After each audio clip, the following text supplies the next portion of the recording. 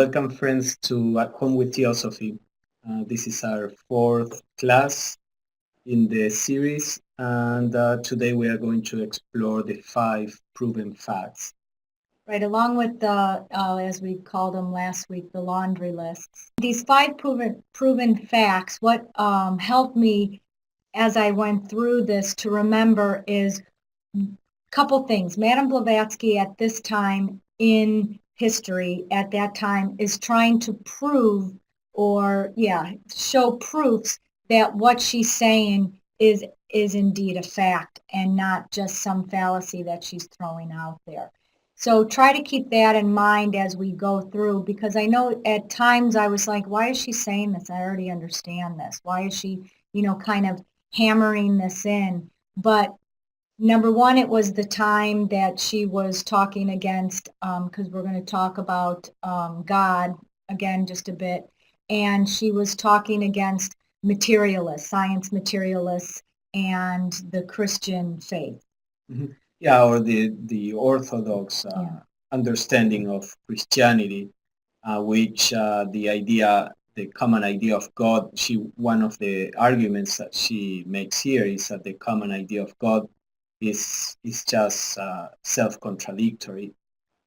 So perhaps, most of us already may understand certain aspects of this, but it's interesting to see what, in particular, Madame Blavatsky is calling the attention to what particular aspects of the concept of God and the difficulties, philosophically speaking.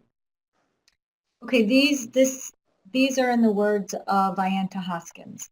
Once again, Madame Blavatsky seeks to emphasize certain important aspects of the teaching, underlying what has already been explained and expanding the statement of fundamentals with further commentary and quotation. So to the 6 numbered items of the summing up are added 5 more items which are introduced as proven facts.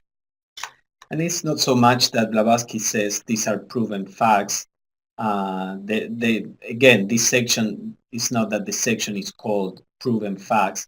As we are going to see, H.P.B says, because this is at the end of the first part of the Secret Doctrine where she deals with the stanzas and all of this. And she says, we hope that by now we have proven these facts. Okay.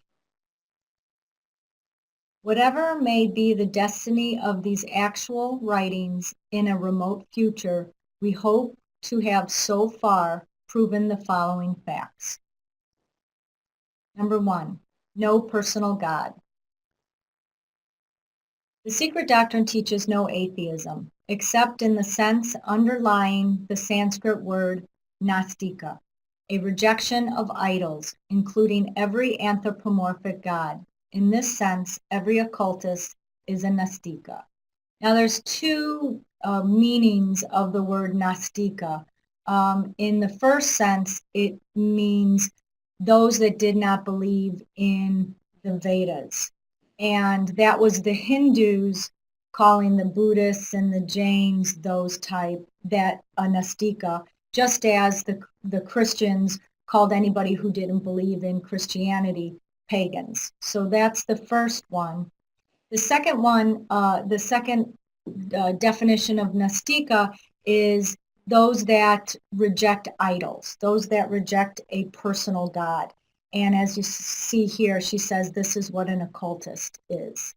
Yes, both in Jainism and Buddhism, they don't believe in a personal God. So perhaps originally the word Nastika meant those who don't believe in a personal God, and then it was extended to those who don't take the Vedas as the word that comes from God or from the divine. So this is a quote from the Mahatma letters we introduced here that talks about this particular subject. We deny the existence of a thinking, conscious God on the grounds that such a God must either A, be conditioned, limited, and subject to change, therefore not infinite. Let us stop there for a second. Before we understand here the challenges that Blavatsky and her teachers are proposing, let us remember what the idea of God is traditionally in Christianity. So the idea is that God is eternal. It's not an entity that is born and that will die, but it's eternal. It is non-material at all because God was there before matter existed. Actually, God created matter. So it's completely spiritual entity. We know that God thinks and have actions, and according to the Old Testament, for example, it gets angry or favors those who praise him, etc. But at the same time, God is thought to be absolute, immutable, infinite. It's thought to be infinite, but it's thought to be outside of creation, not interpenetrating everything. So there are certain contradictions that now Blavatsky and the masters are going to point out. So the first one is, as he says, there are two options. Either God is conditioned, limited, subject to change, and therefore is not infinite, is not absolute, is not eternal, or or B, if he is represented to us as an eternal, unchangeable, and independent being with not a particle of matter in him, then we answer that it is no being but an immutable, blind principle, a law. Mhm. So if you think, we are not used to thinking rationally about these things. Of course, the mind cannot grasp what God is, but the mind certainly can grasp what God is not, what God cannot be. Sometimes people say, oh, you cannot discuss this because this is beyond the mind. Well, we shouldn't give up the mind so fast. There is quite a bit of work that the mind can accomplish, and unless we do that, if we don't do that, then we will probably hold certain things that are clearly not true. So from what the masters and Blavatsky are going to do, and we will see it in a few slides, is to put to test this concept of God. So continuing on, and yet we believe in planetaries and endow them with a universal mind. Intelligence, as found in our Dhyan Chohans, is a faculty that can appertain but to organized being. However imponderable or rather invisible the materials of their organizations. I'm going to stop right there. Okay. So because I noticed in this one, she uses a lot of synonyms. Oh yeah, this and him. He uses a lot of synonyms for the same thing. So planetaries are also the planetary spirits, which are also the Dhyan Chohans. Which are celestial beings. And appertain means apply to. So it's what he's saying here is that the intelligence that is found in the Dhyan Chohans is applied to an organized being. And however you can't think of it or it's not seen, this is the material of these Dhyan Chohans or these planetaries. Mm-hmm. So he's on one hand denying that an absolute God can have thought and actions and intelligence, but then in the esoteric philosophy there are divine beings. So one can ask, how come that if God cannot be intelligent, how come that these divine beings or celestial beings can be intelligent? So the master says, basically, as we are going to say, well, but the divine beings are limited, are not eternal, and are not absolute, and this is what he's talking about here. So intelligence requires the necessity of thinking. To think, one must have ideas. Ideas suppose senses, and how can anything material belong to pure spirit? The bodies of the planetary spirits are formed of matter in its highest seventh state. So what we have to remember is that the absolute or the ultimate God is omniscient. It's omnipresent. It's what's the other one? Unchanging. Yeah. Immutable. So once you have intelligence here, you have thinking. Once you have thinking, you have motion, and that motion is what's creating matter. So you can't have just spirit if you have these other things, as they're pointing on. Yeah. So the masters are not against the idea of celestial beings or the idea of gods. Actually, there are gods, but gods are limited. They manifest with the new cycle of evolution, and then they are absorbed in this absolute reality as everything else. Being limited, these divine beings can have actions, thoughts, not obviously thoughts as we do, whatever the correspondence to thinking is on the higher planes. So the divine beings can have this kind of thought or actions. They have their own kinds of senses, their own kind of matter, this very spiritualized matter. They are not pure spirits, as we are going to see. The problem comes when we want to take any of these divine beings, even the logos of a system, and say this divine being is absolute, rules the whole universe, and is eternal, and yet is limited and has all this activity. Okay, so this here is a diagram that I asked, or I wanted to put in, because what it shows to me is, let's go back here to this one. It says the bodies of the planetary spirits are formed of matter in its highest seventh sense.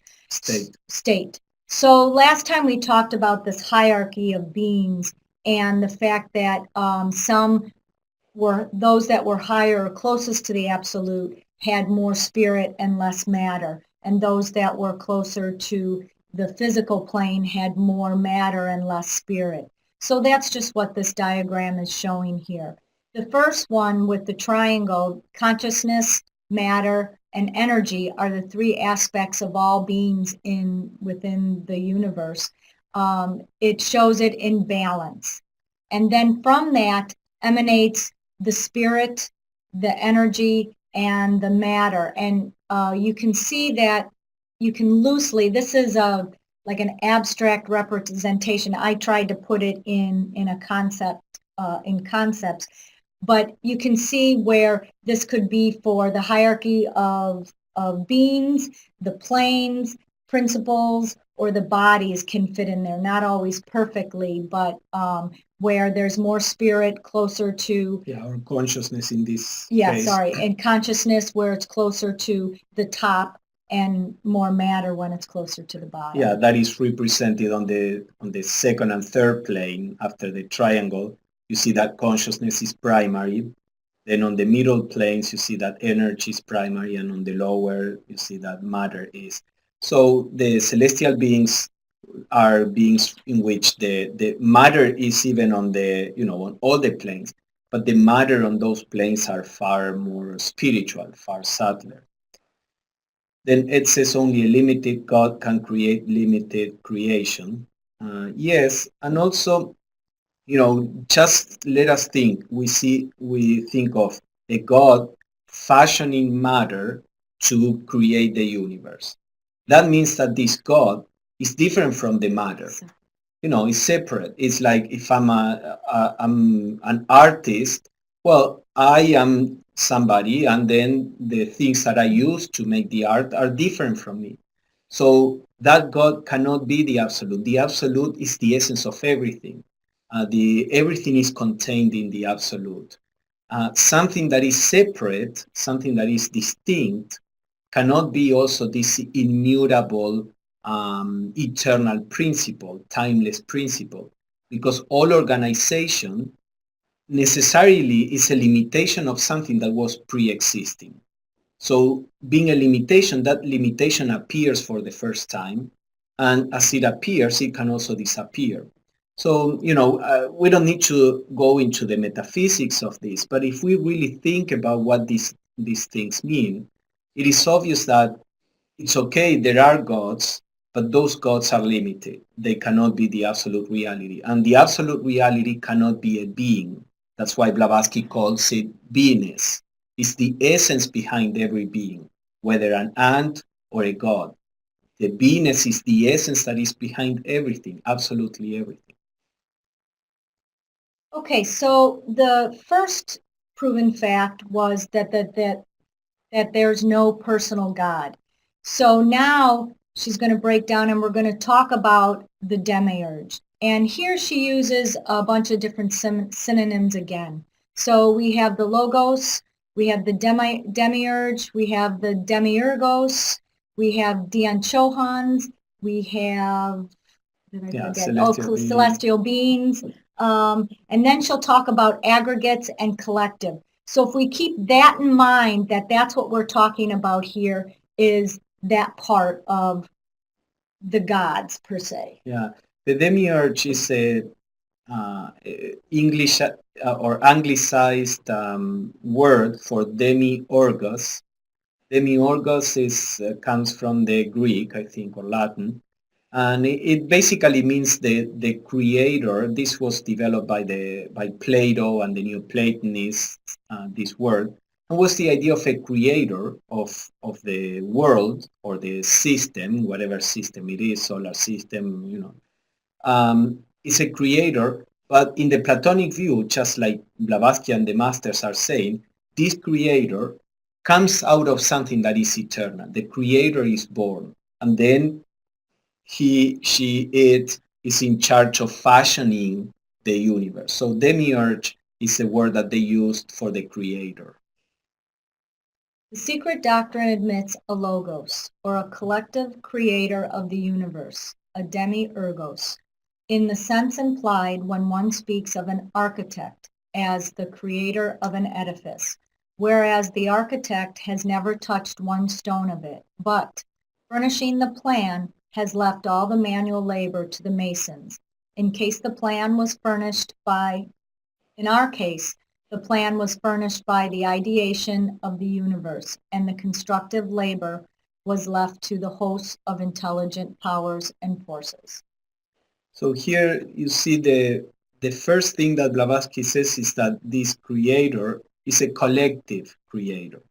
This is a key concept in Blavatsky's view of the creator or the creative forces. So let's see the diagram that follows and we'll see. So yeah, go ahead. No, I was just going to say, so this cosmic ideation is the architect that she was talking about, the one who has the plan, and we can see off to the right side of it, the divine plan. Now, this cosmic ideation is not a being. This cosmic ideation is a more abstract principle. It's the let's say the intelligence that is intrinsic in the universe. So Blavatsky would always place emphasis, because otherwise we just transfer the idea of God to the cosmic ideation. Now, the cosmic ideation is not eternal. The cosmic ideation itself appears when manifestation begins, and then it is reabsorbed in the absolute at the end of the evolutionary journey. But the cosmic ideation would be, as Michele said, the divine plan, the blueprint for the universe. So this is like the architect, allegorically speaking. So then we have the second part that she called the demiurge, which she used words, the masons or the builders, the hosts of intelligent powers and forces. This is the dianchohans, the celestial beings. So all those things, that's what this is right here in the middle. Mm-hmm. And these are the powers that fashion the cosmos. So you can see that that's why she was saying, one thing is the architect. You can say the architect was a creator of this building, but the architect actually never engaged in building it. It just furnished the blueprint. So that is the cosmic ideation. And then the masons, the builders, are the actual creative forces. And that is the demiurge. The collectivity of the builders is the demiurge. the creator.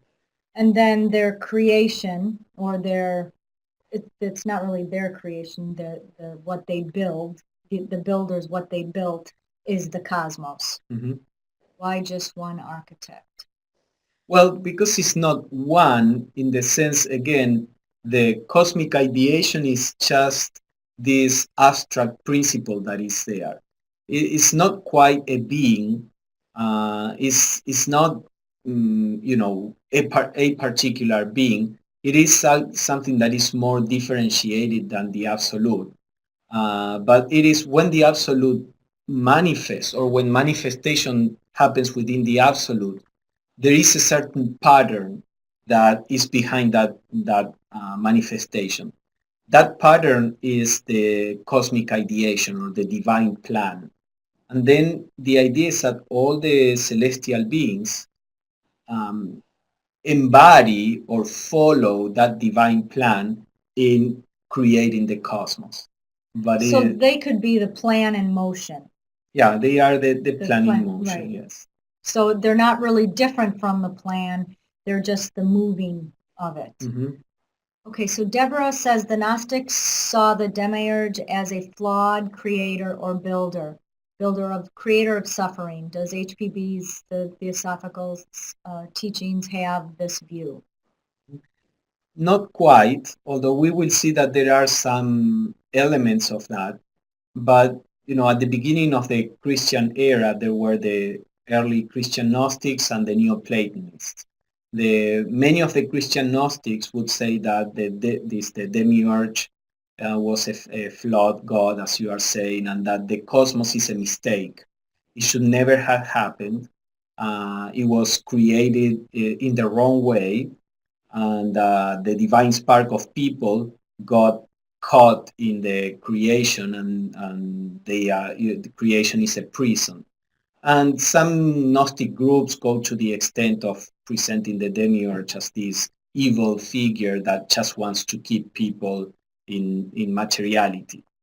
Now the Neoplatonists that were, at the same time, they were living in more or less the same place at the same time, they would argue that that was not the case, that of course matter is a limitation, of course embodied existence is imperfect, etc., etc. But they said the creation is the result of divine laws, so it cannot be a mistake.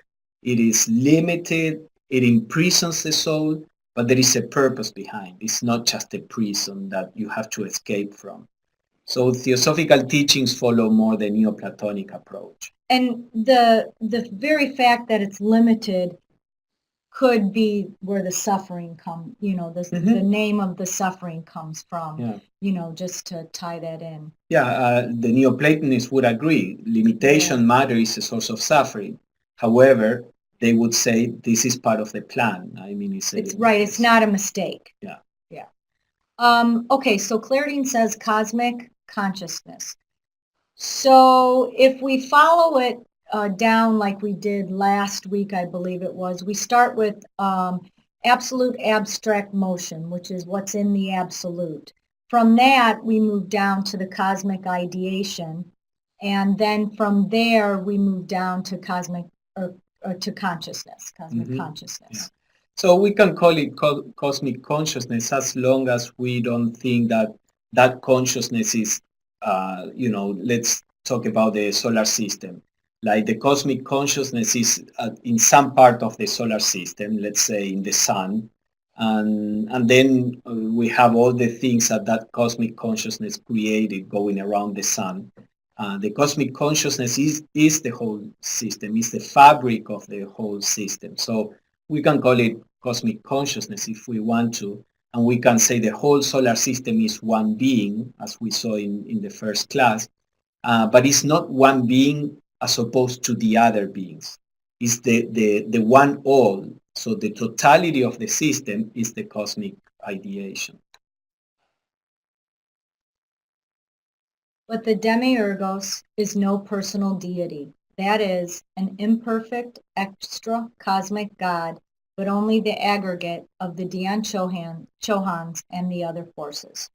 You see, the idea of extracosmic means if you see in the typical, Judeo-Christian view, you have God, and God creates the cosmos. That means the cosmos is something that is separate from God, and God is the ruler of the cosmos. So extracosmic means a God that is separate, different from the cosmos. This is what Blavatsky and the masters are saying, that is not, at least how they see it. The divine is in the cosmos, and therefore the creator is the aggregate of all the creative forces. Right. So here again, if we go back to our synonyms, and we talk about the demiurgos, the demiurge, the collective, the collective Dian Chohans, the celestial beings, then we can see that what Christianity or what religions are calling a personal deity, this is not what the demiurge is. And so I found this picture in the Theosophy wiki that I thought kind of explained this really well. So here we can see that this is the collectivity or the aggregate of it all. Yeah, you see all the celestial beings there. That is the demiurge. Blavatsky says it's like when you talk about an army. You can say, I don't know, the American army did this over there. What do you mean by that? Is that a being? No, it is a collectivity of beings, or the soldiers. But it is fine to say the army did this. The army built these bridges, in that country that needed help. But that doesn't mean that there is a person that is the army. So in a similar way, we talk about the demiurge created, fashioned the universe, but that demiurge is a collectivity of creative intelligences. And just like in an army, there are certain groups that have certain jobs in order to get it done. So is this, and we'll see that in the next fact. Oh, which is right here. Okay, so just to recap, the first proven fact was about kind of explaining what God is, what an ultimate God is, or ultimate principle is, as opposed to a limited one or a personal God. The second proven fact talked about the demiurge, where it was in the hierarchy of things, as far as the cosmic ideation, the divine plan, that it was the builder. So we could say, if if the ultimate reality is not a being, a limited God, then who created the universe? Well, the one that creates the universe is the demiurge, which is a collectivity of celestial beings. So we looked at the army. Now we're going to look at the individual soldiers, per se, in the celestial beings. The Dian Chohans are dual in their character, being composed of A, the irrational brute energy inherent in matter, and B, the intelligent soul or cosmic consciousness which directs and guides that energy. So I want to stop here and go over that part first before we go on to the second. So Go ahead with what you have to say.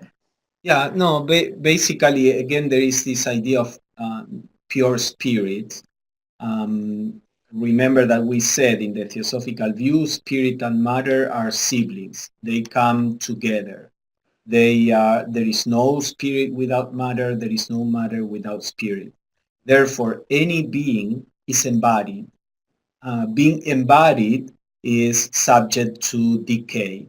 It may last for a whole eon, but being embodied, material, at some point the organization of matter will cease. So any being is material, is embodied, cannot be eternal or timeless. It is limited, but also there is intelligence there. So all the celestial beings in the Theosophical view have these two attributes: divine intelligence and a material aspect. And it's really nice here how she worded the interplay between the three aspects that we saw earlier, the energy, the matter, and the consciousness. When she says the irrational brute energy inherent in matter, so it's not a separate thing. It's not three separate things there. And then the intelligent soul, or the cosmic consciousness, which directs and guides that energy. Mm-hmm. Now, it says, is there a general of the army in this case? Yes, well, Blavatsky, because I guess she had a more of a Buddhist approach, she made a lot of efforts to not talk too much about a general, because then it's easier to think of a limited God. So for her, the general is more like an abstract plan that the soldiers have access to.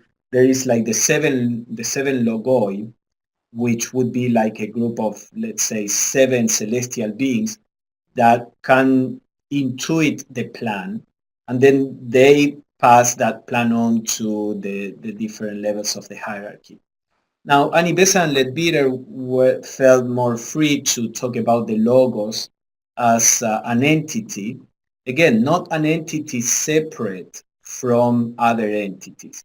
The entity as a whole system, but there is like a center of consciousness of that entity, just as we have a brain and we have a heart and we have different parts. So they would talk of the logos more in terms of something that could be like a general. But again, that logos is not absolute, it's not eternal.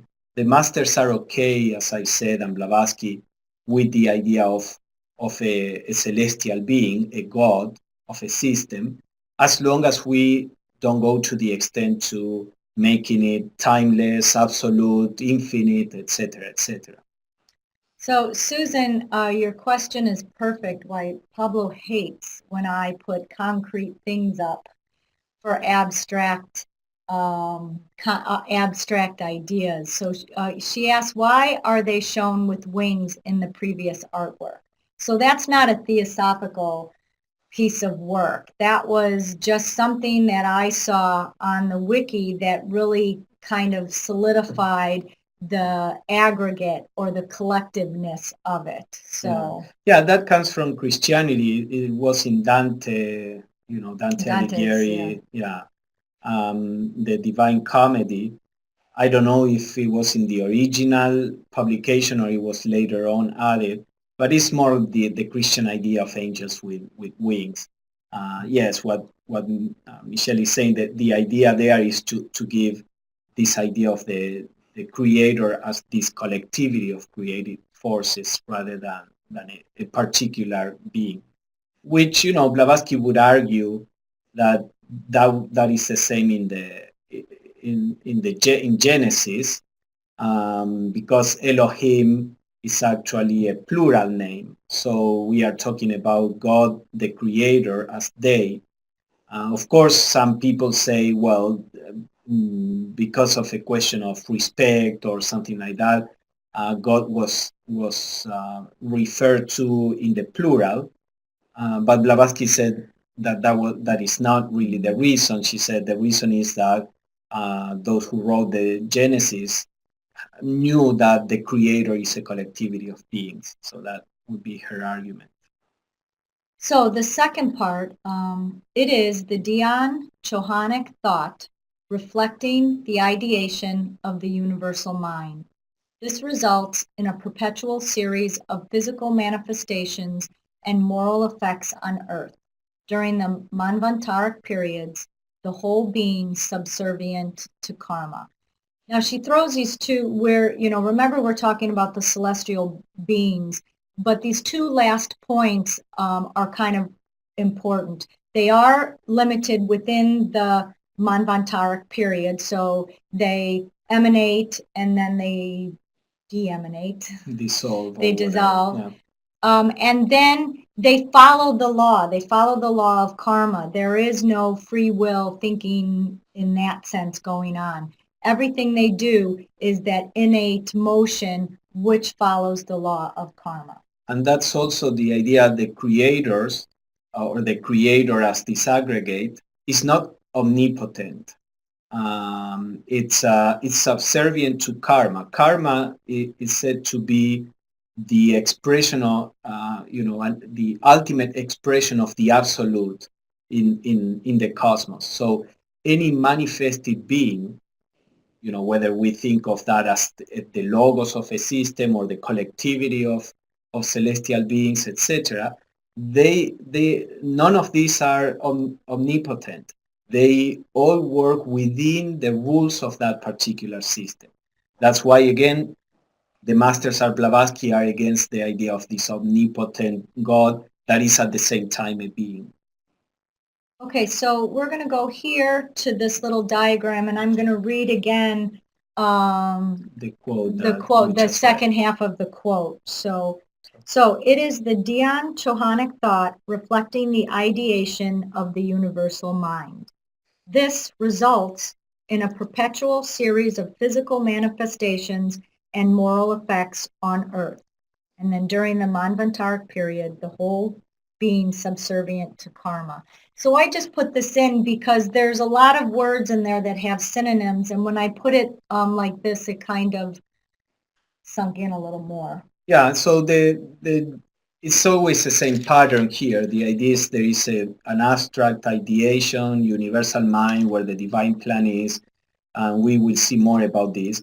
Then there are beings that enact or follow that blueprint and fashion matter. These are the builders. And all that happens on the physical plane and on the moral plane is the result of the activities of these beings. So here is where the aspect that is more or less similar to Gnosticism comes in. Okay, let's answer Ed's question of is karma part of the divine plan?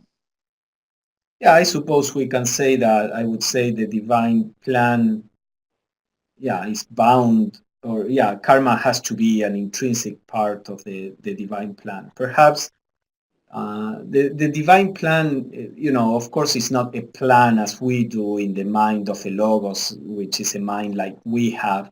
All this is very allegorical. But there is, in the eternal now, when mystics enter this state of consciousness where there is the eternal now, mystics or occultists, they say you can see there what is perfection for the system. For this particular manifestation, the perfect aim, ideal, the perfection of everything is there. And that is the divine plan. It's like the ultimate archetype of where things are going to.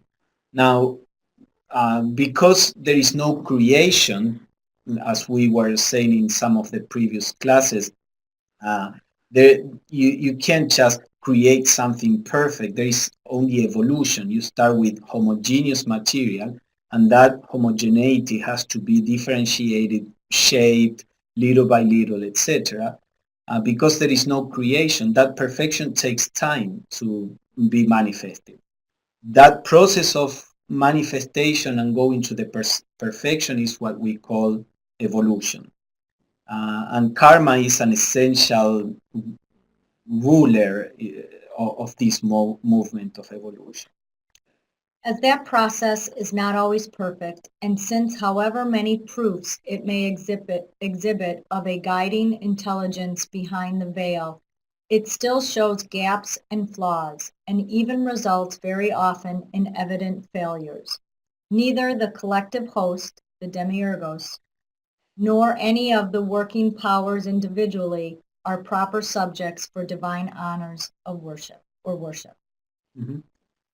Again, an idea related to God is that, God is omnipotent and we worship him and, we praise him, all of this because he's perfect, etc.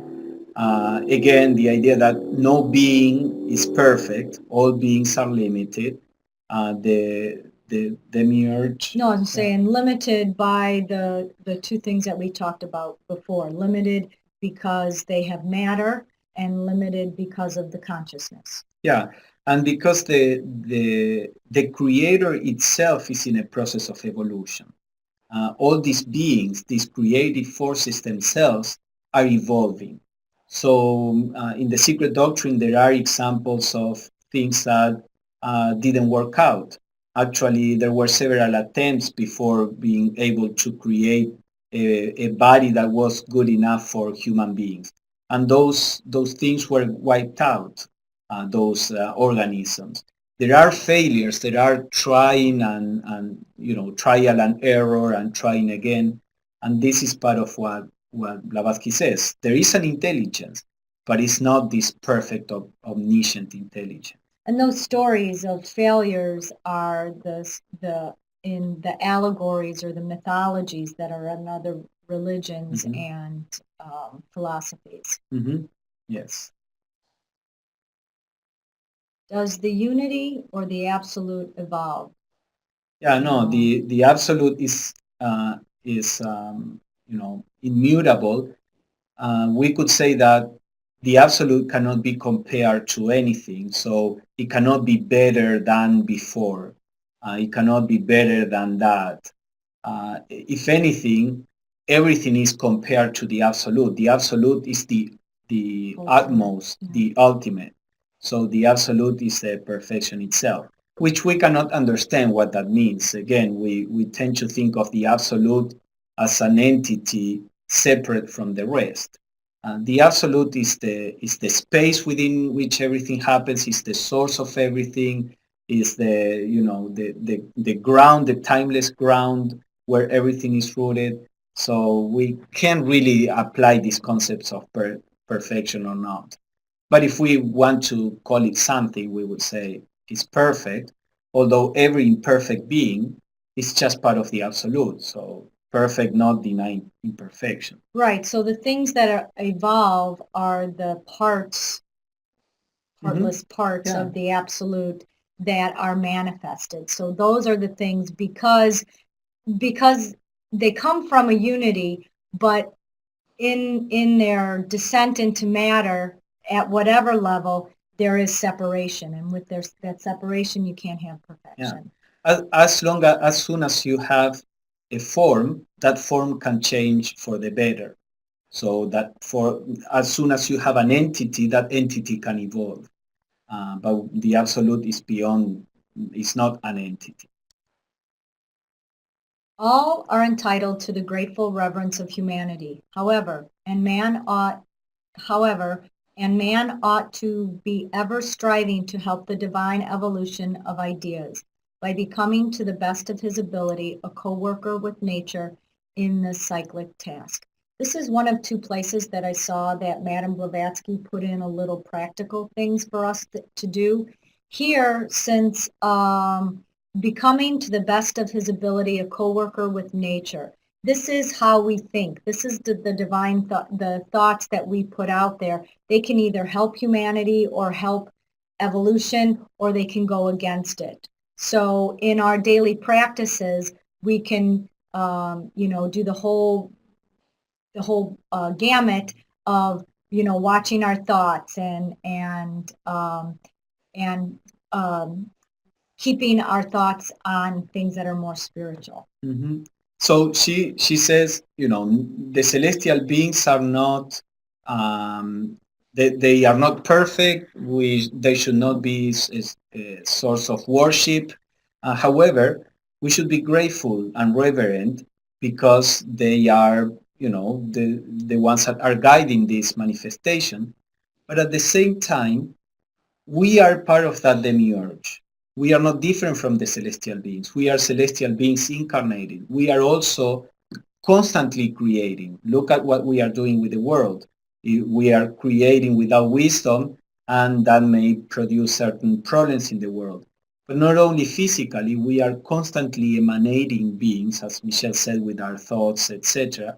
So the point of view of the esoteric philosophy is that we too are part of this demiurge, and we should do our best to be good at that, to create properly, not to create entities that go against what the other celestial beings are trying to create. And Ed says they can use all the help they can get. Mm-hmm. Yeah, because many times the celestial beings have to, try to fix what we get out of whack within what the karmic law allows. So part of our attempt is to be in line with the other celestial beings. Yeah, they might be in a bit of trouble if they're depending on us.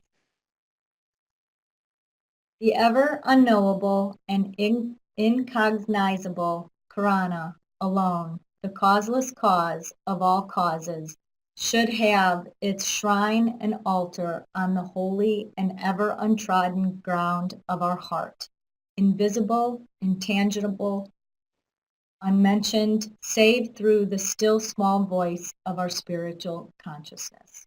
And Purana just means cause. So, yeah, like the causeless cause. So let's continue with the next one and we'll see what she means. Those who worship before it ought to do so in the silence and the sanctified solitude of their souls, making their spirit the sole mediator between them and the universal spirit, their good actions the only priests, and their sinful intentions the only visible, objective, sacrificial victims to the presence. So she was saying, that no worship to creative forces, gratefulness and reverence for their work, then a commitment to work along with them. And she says the only principle that we should worship is the highest, the absolute in us, as she is going to say, the Atman in us, which is the universal self. And that we worship the self, the universal self, in the silence and the sanctified solitudes of our souls. So she's trying to promote. It's not that Blavatsky or the masters are against the religious spirit. They are trying to elevate the religious spirit. Worship that which is perfect, that which is absolute, that which is the ground of everything else. Don't settle for something that is limited. Work along with that which is limited and worship the true source of everything. So they're not talking about, again, like you said, they're not talking against devotion, because many of us have great devotion for something, but it's taking something that's limited and making that the all. Mm-hmm.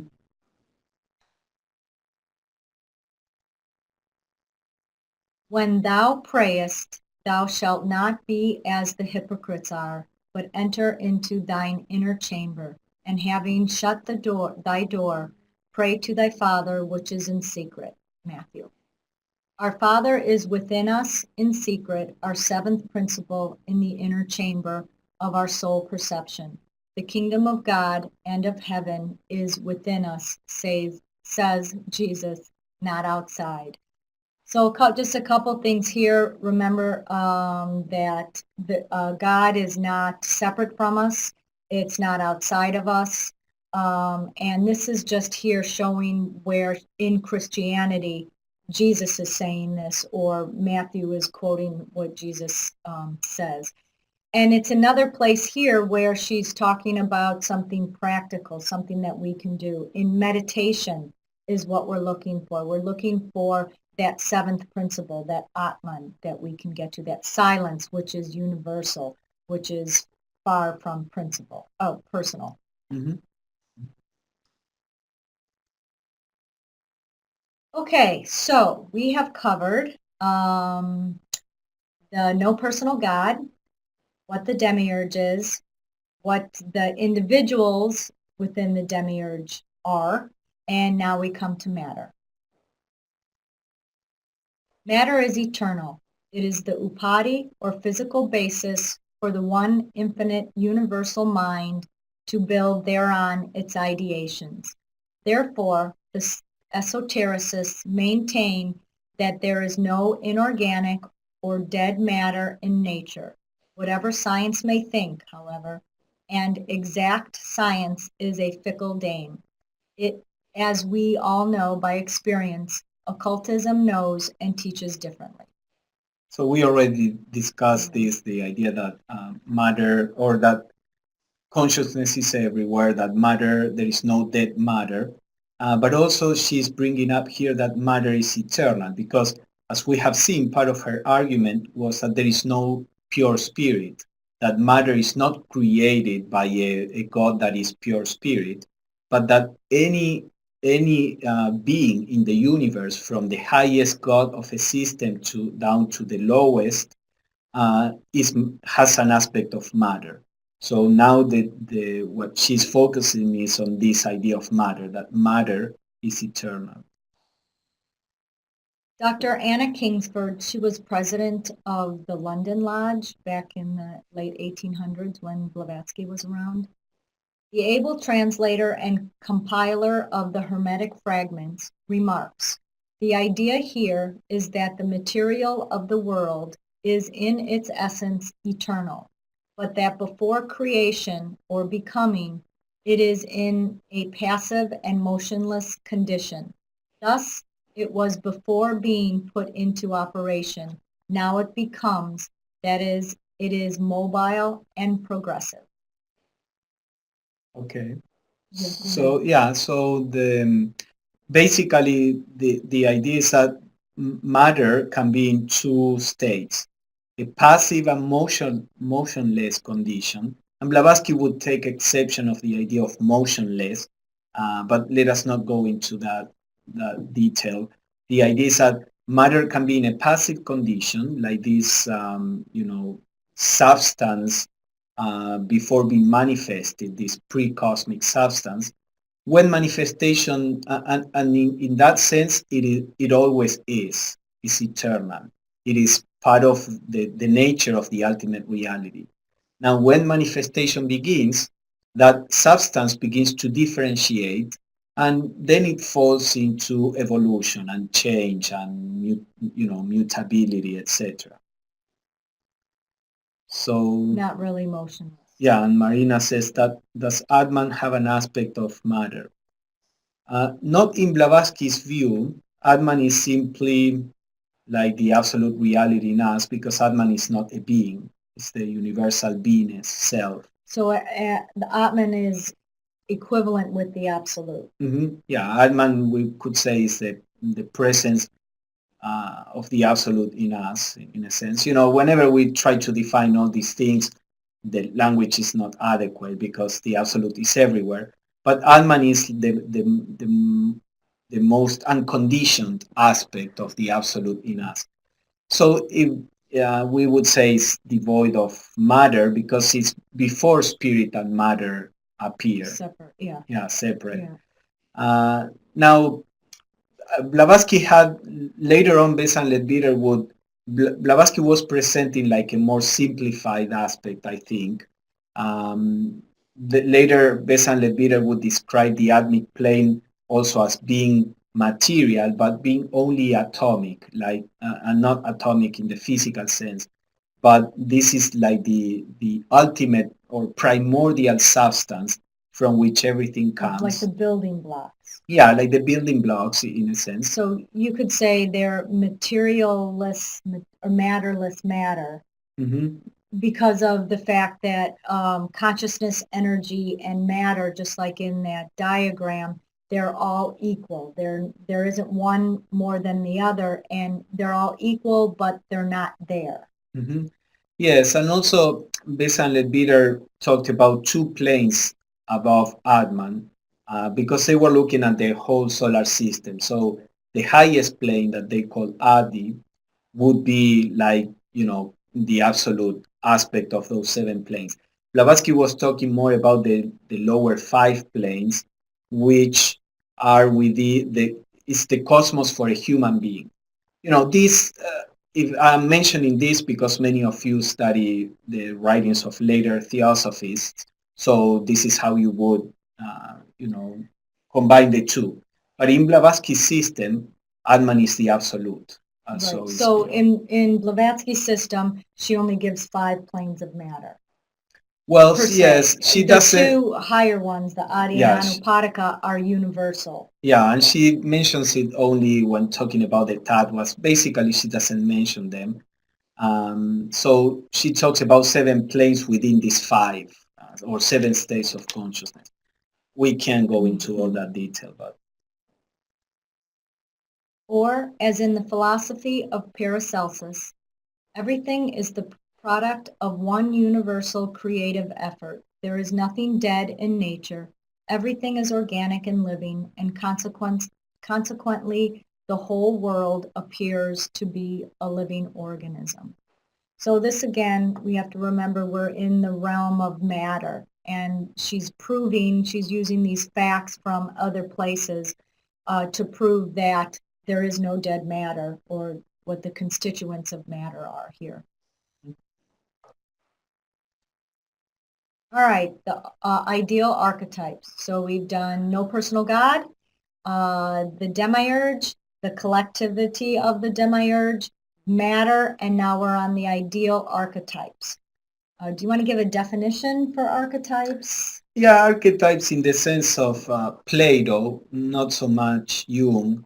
Blavatsky will mention Plato, and maybe we can say there. No, I know that. No, I want to do it here, just because I looked it up and I got the all the definitions. But whenever I hear archetypes, I always get confused because Plato talks about them differently than Jung does. So it's just so we can have in our minds. Yeah, so in Plato's view, which is what Blavatsky uses, the archetypes are like this, the divine plan are like the different elements within the divine plan, like this blueprint, ideal blueprint of everything that is in nature. Those are the archetypes. And from there, forms are created or shaped trying to follow those archetypes.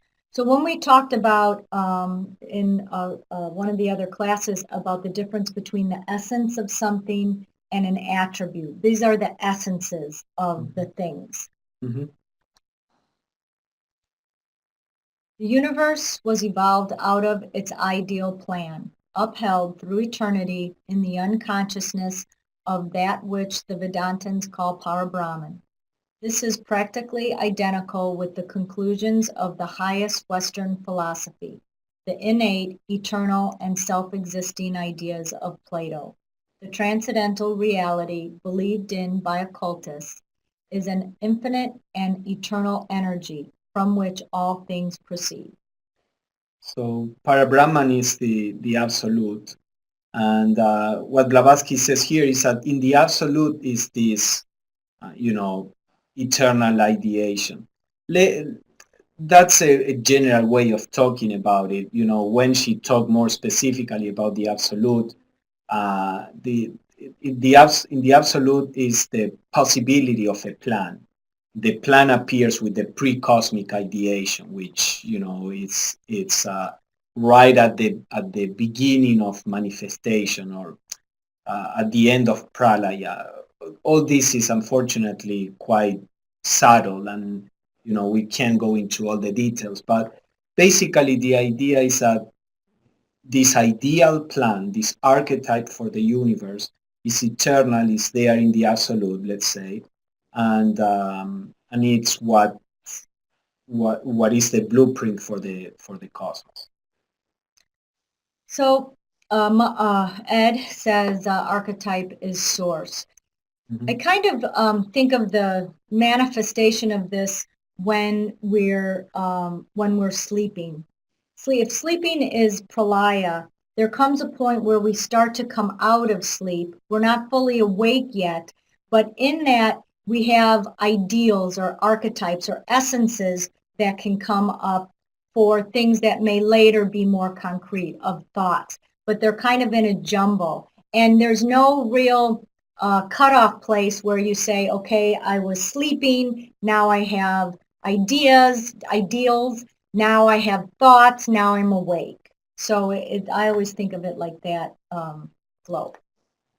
The perpetual motion of the great breath only awakens cosmos at the dawn of every new period, setting it into motion by means of the two contrary forces, the centripetal and the centrifugal forces. This dual motion transfers cosmos from the plane of the eternal ideal into that of infinite manifestation. Finite. finite manifestation.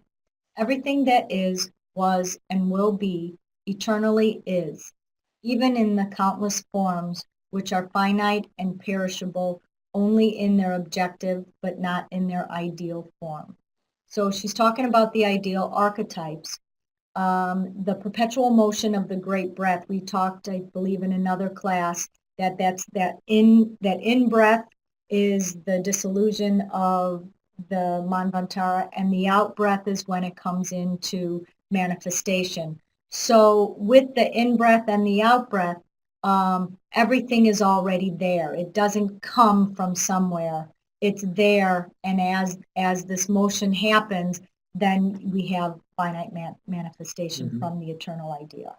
Yes, and Blavatsky, when Blavatsky says a great breath only awakens the cosmos, the implication there is that the cosmos is not created, is awakened, because there is no creation in the sense of creating something out of nothing.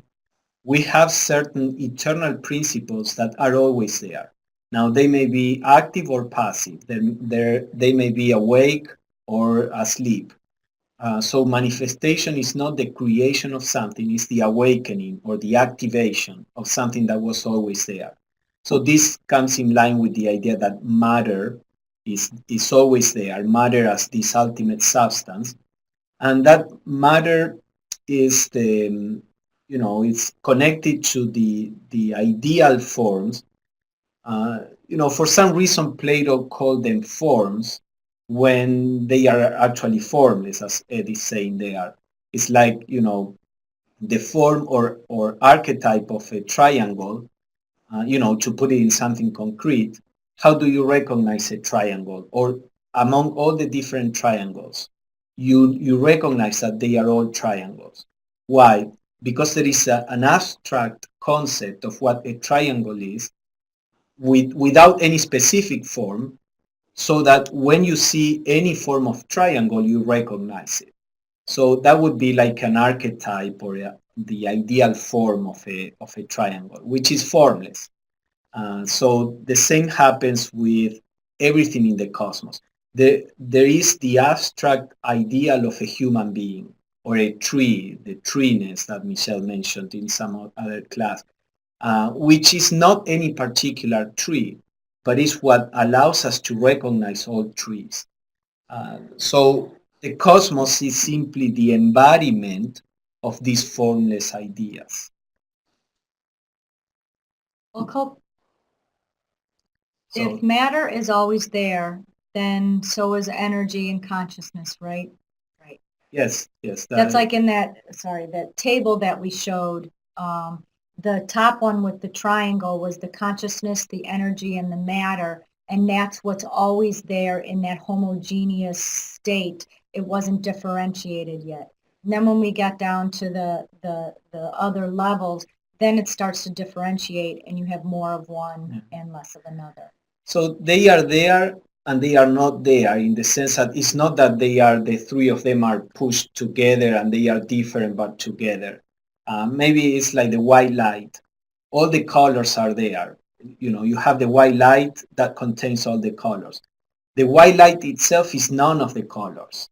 So consciousness, matter, energy, they are always there, but in this homogeneous principle, which is neither consciousness nor matter nor energy, but it's the synthesis of them.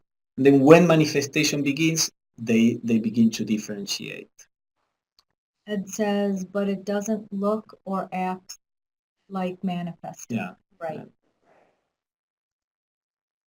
Neither the form of man nor that of any animal, plant, or stone has ever been created, and it is only on this plane of ours that it commenced becoming. That is to say, objectivizing it into its present materiality, or expanding from within outwards, from the most sublimated and supersensuous essence into its grossest appearance. Yeah, so she's going on with the same idea that all forms of human beings, animal, plants, stones, The ideal archetypes are there, and they shape matter.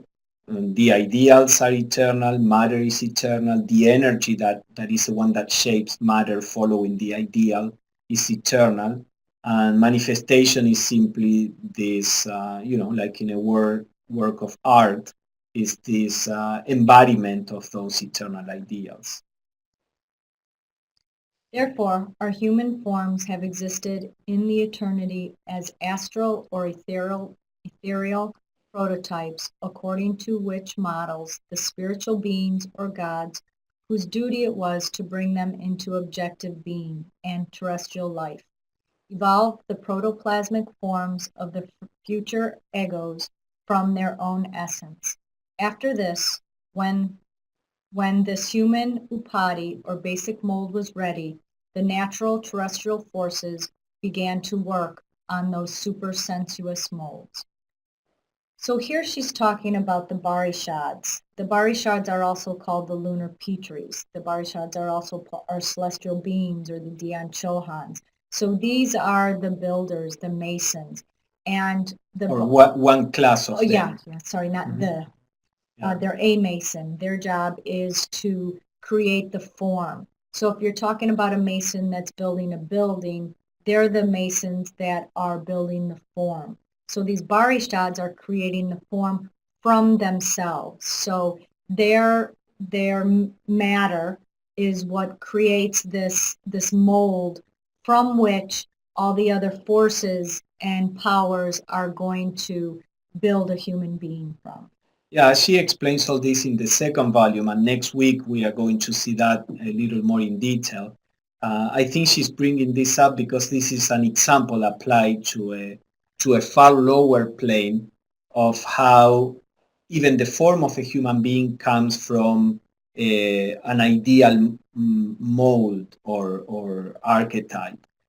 These celestial beings, as Michele was saying, these Parhishads, they emanate like an ethereal form of a human being around which nature builds the human physical body. So this ethereal form that they emanate is the model, the non-material, relatively speaking, not non-material model upon which or following which the matter will be shaped. So in a similar way, we could think of God emanating a mold, that the universe will be created using that mold. Again, all this allegorically speaking. And that could be part of the man is created in God's likeness. This could be it, because at this level they're gods. And this is the example that you've said it before, that scientist even knows that if it has cells, liver cells, that it can't make a liver or can't make anything without the mold. And this is that etheric double, or Blavatsky would call it an astral double. Yes, and in the lab you need to provide a mold for cells, if you are growing cells, for cells to form into an organ. That mold in a human being is ethereal and is provided originally by these Barhishads at the beginning of human evolution, and then now is provided by the parents and the soul, etc. Yes, no, this is the last one. Sorry. Oh, we combined it. Yeah, we combined. Yeah, I was looking for that short one. Okay. Yeah. So yes, so these are the five facts that Blavatsky hopes to have proven in the Secret Doctrine. Is there any question or just comment? Remembering that this was a summing up. I had to keep going back, and that's why I put at the bottom of each of the slides what this particular slide was pertaining to. So these last ones were pertaining to the ideal archetypes, because I kept getting confused on, what we were talking about when I was studying and going through it. So if we remember that she's giving us these 5 facts, and she's hoping that throughout the readings that she's gathered up enough material to prove what she's stating. Yeah. And it's basically, as we saw, about God and creation. God and creation from the point of view of the esoteric philosophy. What is God, and the creator, and what is the nature of these celestial beings, and what is the nature of of matter, which is used to create the forms, and how are the forms shaped, following the divine plan or these archetypes. Right, showing what Ed had said here, everything comes from something else, that there isn't any creation. Out of nothing, yeah. I see Deborah is typing. If anybody has any comment or question, feel free. Is there any point to be gleaned by matter being listed before ideal archetype? I'm not sure I understand the question. Is there any point to be gleaned? Yeah, let's see to clarify it. I mean, in the proven facts. So that, what Pablo was saying is the fourth proven fact is matter. The fifth proven fact is the ideal archetypes. Now, I think the matter, when she was talking about, was coming to prove that the demiurge and the collectivity of it has matter in it, and what type of matter. Yeah, if you see, there is a logic in that is hidden, because Blavatsky is not very explicit in how she writes, but there is a logic in the whole thing. First, why the ultimate reality cannot be a personal God. Okay, if the ultimate reality cannot be a personal God, who creates the universe? Well, the demiurge, but it's this collectivity of beings. Well, who are these beings? These beings are, the celestial beings, but they are also material. They are imperfect, because they have consciousness and matter. How come they have matter? Isn't matter created? No, matter is eternal, along with consciousness and energy. And how is matter shaped? Well, there are these eternal ideals, and the universe is not a creation, it's simply the shaping of matter following these eternal ideas. So there is a logic in the argument there, which can be gleaned after you studied this, 200 times. Yeah. And Ed says, and they are evolved from something else. Yeah, we already read that. All right, anything else? Oh, no, everything it's similar. Oh, yeah. And they are evolved, the celestial beings, I suppose. Okay. All right, so thank you everybody for your participation. Last let's week, see. it's the three new propositions. Yeah, next week will be the last one, and it's about the second volume, the creation of humanity. So anthropogenesis. Yeah, anthropogenesis. So we will explore that. Okay. All right. Thank you everybody. Have a good night.